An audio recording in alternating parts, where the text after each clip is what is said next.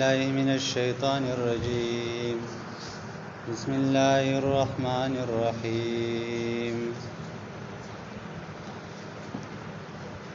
وظللنا عليكم الغمام وأنزلنا عليكم المن والسلوى كلوا من طيبات ما رزقناكم وما ظلمونا ولكن كانوا أنفسهم يظلمون رب اشرح لي صدري ويسر لي أمري واحلل عقدة من لساني يفقهوا قولي رب زدني علما. د بني اسرائیل باندې کوم د الله رب العالمین نعمتونه دي داغو تذکرہ روانه وا دلته الله رب العالمین په دیو باندې یو بل نعمت ذکر کړي چې یو کلا وادي سینا تلاړل او میدان ته تلاړن ولتا ظاهر خبره ده چې تقریبا مخکې مونږ ویل چې د موسی علیه السلام سره تقریبا 6 لک لشکر ور سره 6 لک خلک وسه او 6 لک خلک د سې زیاته ورتلل چې هغه الته خوش میداني هغه آبادول چلته هیڅ آبادی نه هغه د وبو تنظیم کول هغه د سر د سور تنظیم کول هغه د خوراک تنظیم کول هغه د وبو تنظیم کول د مشکل ترین کار دی. نو دیو په هغه میدان کې وو الله رب العالمین په دیو باندې دا نعمت وکړو چې د سر د سوري د پاره الله رب العالمین په دیو باندې وریاض راوستله د ګرمۍ نه د بچ کولو د پاره دا وریاض هم د سی وریاض وا چې سپینه وریاض وا او تیار په کې هم نو ځکه عام وریاض چې کله تیارې په کې نو بیا سړی غنغم بدلېږي سقالت پر راولي خدای دې سی وریاض نه و چې په دیو باندې ویل کې تیار کوله بالکل صفا وریاض او مزیدار ده صرف د انور نه دیو بچ کړو. الله ول دغه تنظیم کو مجموعي تور چې دی لپاره د ګرمۍ نه بچاو د پاره د سور تنظیم کو او دویم الله رب العالمین د دیو د پاره د خوراک تنظیم کو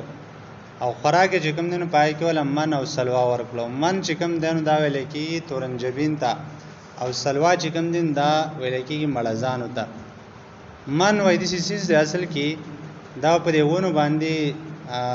یو مفسر لیکلی حکمت قرآن والے لیکلی چې دا سپین سیزونه وو او یا خونانو باندې چې څه دي بلیدلی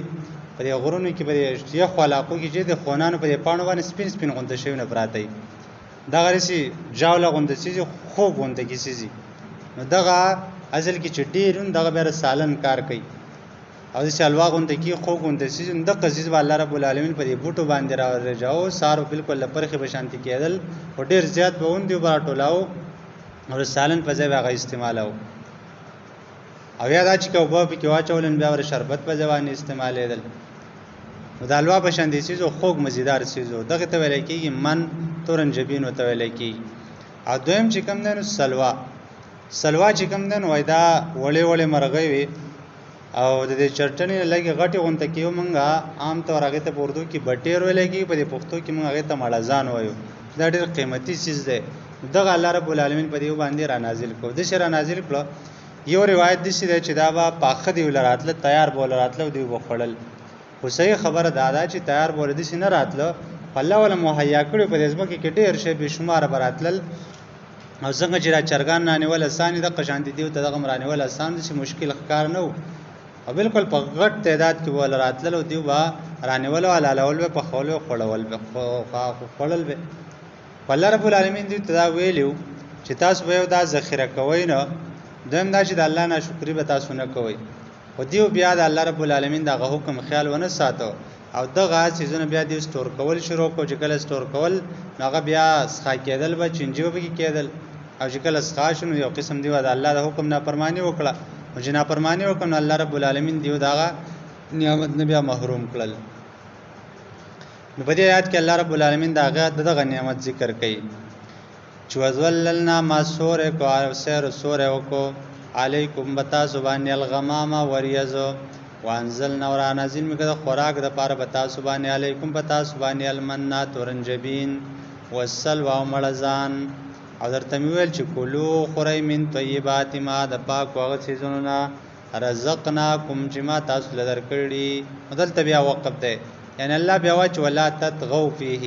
په دې کې وګوره زیاته نه کوئی تجاوز بل حد نه کوئی د الله د حکم نه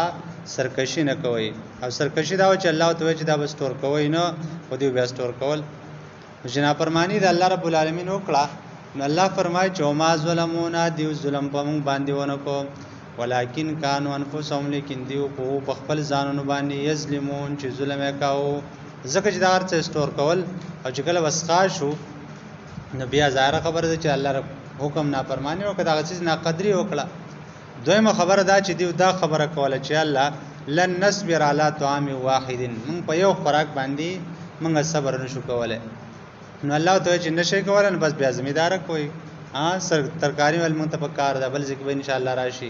مونږ ته بادرنګ پکار دي امو ته چې کوم نه نو غنم پکار دي دالونه پکار دي زمیداری ټول سيزونه وي چې مونږ ته دا سيزونه پکار دي نو الله رب العالمین پاغي کې بیا اخته کو الله زلالت به ما اخته ک بیا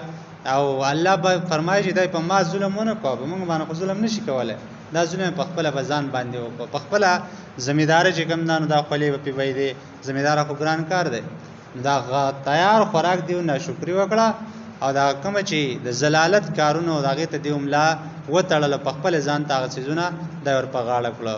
په دې وجبان الله رب العالمین په دې کې زمونه لپاره سبق دار چې الله رب العالمین کله په انسان باندې او نعمت وکي داغه شکر ادا کول پکاري او هغه باندې الله بار بار شکر ادا کول پکاري کله کله چې زړه انسان په ځان کې سوچ وکي کله خدای شیطان سره دوکه کې جره پلانې سره مالدار ته غریب احساس ډېر پیسې نشته پلانې سړي چې گاړه ده احساس گاړه نشته پلانې سړي غټه بنگله راستا بنگله نشته وګړه په ځای باندې سړی دا سوچو کې چې لکه مال الله د دومره خپل سترګې راکړي روغ رمټي مال الله رب العالمین چې کوم د لاسونه راکړي په خپل پلاس روغ رمټ پیدا کړای ما بیماری را تر نشته تانه تحصیل مې نشته جګړې مې چا سره نشته الحمدلله د امن جون تیرومن په دې باندې الله شو د الله شکر سره ادا کی د څومره لو نعمتونه دي نو پدې کې موږ له سبق دار چې الله کوم نعمت په انسان باندې وکړي په کار چې هغه زړه شکر ادا کی الله بیا غ زیاتې موږ برس په دې باندې بیس کړو په شکر باندې چې شکر پیدا دادا چې دا غ سيزونه چې دا د انسان سره نه دا سړي تراکاږي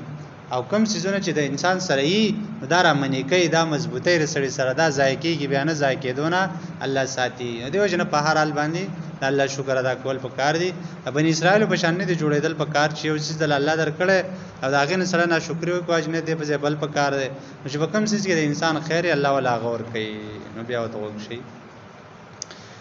هو زللنا من سور او علیکم بتا سبحان الغمام وریز وانزلنا امون را نازل علیکم بتا سبحان المنّا ترنجبین والسلوى ملزان او درته وای چې کلو خوري من طیبات ما د پاکو هغه سيزون رزقناکم چې تاسو لم درکړي او دیو چون کې د الله نه پرمانی وکړه و ما ظلمونا الله چې دیو په منګ باندې ظلم نه کړي د دې معنی ځنه خلک غلطه کوي چې ما ظلمونا منګ ظلم نه کړي دې معنی دا نه ده اصل کې و ما ظلمو دیو ظلم نه کړي نه په منګ باندې اجازه نه هو چاوین تاسو مو وضاحت کړه خو معنی دا چې دیو په ما ظلم نه کړي بلکې ولکن کانوا انفسهم لیکن دیو په ځان باندې یظلمون ظلم کوي په ځان باندې ظلم کو زما هیڅ وک الله زما اوسنه شورانه وله واخر دعوانا الحمدلله